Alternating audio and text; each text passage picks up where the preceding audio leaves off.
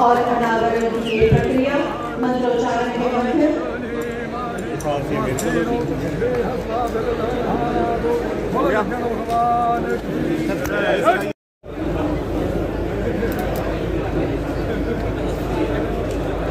सबसे बड़ा कारखाने का शिलान्यास होने जा रहा है। हिमाचल प्रदेश को बने हुए 75 साल हो चुके हैं। कभी भी इतना बड़ा कारखाना जो 250 करोड़ से ऊपर का है आज तक कांगड़ा के इंदौरा में कभी नहीं आया। और पिछले 10 साल से भी हम जितना मर्जी इन्वेस्टमेंट करने की बात करते हो, लेकिन मैं धन्यवाद देना चाहूंगा रविकांत जयपुरिया जी का कि आपसे हमारी मुलाकात हुई और आपने कहा कि मैं हिमाचल प्रदेश में जो देवभूमि है उसमें अपना एक कारखाना लगाने के बारे में विचार कर रहा हूं। हमने कहा कि आप विचार नहीं, आप वहां लगाइए। हिमाचल के लोग एक तो बड़े मेहनती लोग हैं, सीधे साधे लोग हैं, आपको हर काम में मदद मिलेगी। हमारा सपना हिमाचल प्रदेश को आत्मनिर्भर बनाना है।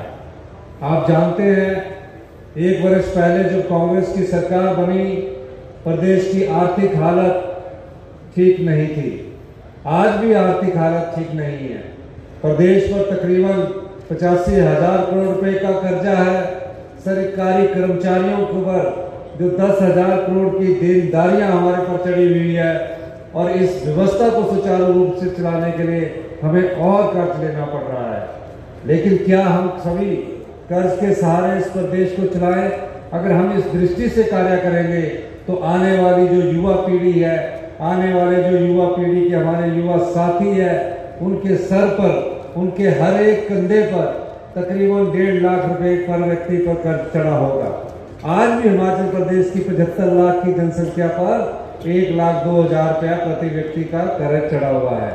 अब इस कर्ज के बोझ से कैसे मुक्ति दिलानी है? हमने कहा औद्योगिक घराने जो है उनको तुरंत बनाया जाए और जो रोजगार दे सके, जो हमारी जो अर्थव्यवस्था उसको मजबूती दे सके, इस दृष्टि से हमने औद्योगिक नीति में परिवर्तन करने की ठानी है। और आने वाले समय में हम ओपन इन्वेस्टमेंट करवाने के लिए नीति बनाने के लिए हमें अभी एक योजना लेकर आ रहे हैं। मैं हर्षवर्धन चौहान जी का भी धन्यवाद करना चाहूँगा कि दिन प्रतिदिन हम उद्योगों को लुभाने के लिए परिवर्तन कर रहे हैं। क्यों कर रहे हैं? क्योंकि युवा जो है, जो रोजगारी की चपेट में आकर आज आए दिन किसी ना किसी नशे में पड़ता जा रहा है, उसको किसी ना किसी रूप से रोजगार के अवसर मिले। इस दृष्टि से आज इंदौरा विधानसभा क्षेत्र में जो ये शिलान्यास होने जा रहा है, जिसमें तकरीबन 2,000 लोगों को डायरेक्ट और इनडायरेक्ट रूप में रोजगार मिलेगा। कि जो आपने विधायक यहाँ से चुनकर भेजा है, हमेशा आपके दर्द को जानता है और हमेशा आपकी जो पीड़ा है उसको लेकर हमारे पास आते रहते हैं। और निश्चित रूप से इस जब हमारा विंटर वेकेशन होगा तो मैं कांगड़ा का पूरा जिले का दौरा करूंगा। मैं सिर्फ इतना कहना चाहता हूं कि हमें आप लोगों का प्यार चाहिए। हमारी अर्थव्यवस्था अभी 20% के करीब पटड़ी पर आई है पहले साल में। वो भी हम दिन रात मेहनत करके, दिन रात के 2-2 बजे तक बैठकर कानून बदलते हैं, नियम बनाते हैं। आपके प्रति हमें कैसे आगे लाना है, आम समाज को कैसे आगे लाना है, इस सोच से हम कार्य कर रहे हैं। हमारा विश्वास है कि 2027 तक हम अपनी अर्थव्यवस्था को पटड़ी पर लाएंगे और 2032 तक हिमाचल प्रदेश को हिंदुस्तान का सबसे समृद्धशाली और अमीर राज्य बनाएंगे। इस दृष्टि से हमारी सरकार कार्य कर रही है।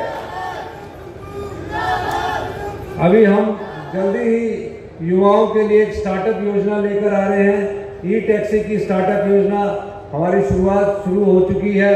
सोलर के रूप में हम एक स्टार्टअप योजना आपके पास लेकर आ रहे हैं और जो अगला बजट है उसमें प्राकृतिक खेती पर हम अपनी एक योजना लेके आ रहे हैं कि कैसे किसान की आय दुगनी होगी, उसकी सोच भी हमारे अगले बजट में दिखेगी। जैसे कि पिछले बजट में हमने हिमाचल प्रदेश को ग्रीन स्टेट के रूप में विकसित करने की बात कही है। आने वाले समय में हम किसान के लिए जो योजना लेकर आएंगे उससे किसान की आय भी अच्छी होगी और प्राकृतिक खेती की तरह जिस तरफ से हमारा ध्यान भटका है उस दिशा से भी हमारे लोग उसमें कार्य करेंगे।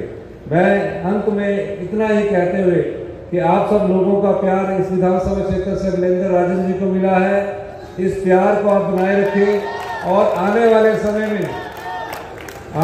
समय में जो मनिंदर राजन जी ने कहा है कि 2 पुल है जिसमें एक सड़क है जो उसमें 2 पुल है, उसके लिए बजट का जो प्रावधान होगा आने वाले बजट में उस प्रावधान को कर दिया जाएगा।